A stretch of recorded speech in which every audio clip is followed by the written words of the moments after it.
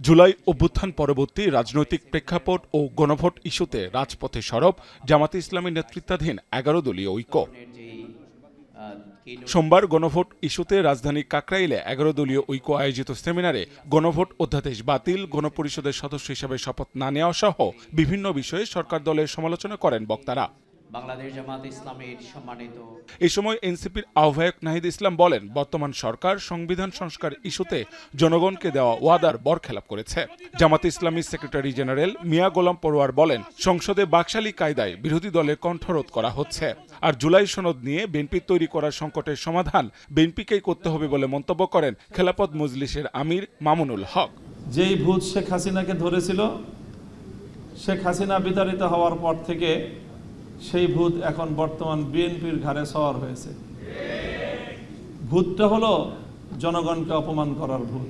প্রতিনিধি হিসেবে ঐক্যমত কমিশনে সেই সময় যারা ছিলেন বর্তমান স্বরাষ্ট্রমন্ত্রী, তারা সকলেই কথার বরখেলাপ করেছেন।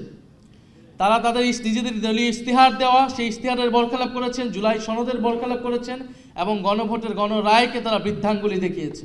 আপনার আইনমন্ত্রী, আপনার চিফ হুইপ যারা কথা বলছেন, হাতে যদি ভোট দিয়ে থাকেন তার অর্থ হলো আপনি সমস্ত সংস্কারকে মেনে নিয়েছেন।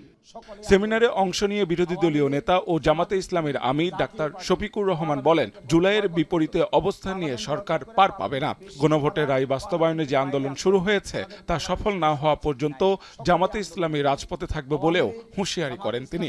পার্লামেন্টে যাদের নাড়াছাড়া দেখেন, প্রশ্ন আসে কে দড়ি টানে, সেই দড়িটা কোথার থেকে টান দেওয়া হয়। আজকে জুলাইয়ের প্রোডাক্ট আমরা। জুলাই নাই, আমরাও নাই। জুলাই আছে, আমরা আছি। জুলাই আছে, সরকার আছে। জুলাই আছে, বিরোধী দল আছে। জুলাই নাই, কিছুই নাই। এই জুলাইয়ের বিপক্ষে অবস্থান নিয়ে সরকার পার পাবে না ইনশাআল্লাহ। এই সময় জামাতে আমির আরও বলেন, ব্যাংকিং খাতে দলীয়করণের চেষ্টা দেশকে অর্থনৈতিক বিপর্যয়ের মুখে ফেলবে। বাইরে তো আপনাদের পদাচারণা দেখছি না, সব কিছু কুক্ষিগত করছেন। বাংলাদেশ ব্যাংক, মাহবুব হাসান রিপন, এখন, ঢাকা। দেশের সবচেয়ে বড় ব্যাংক।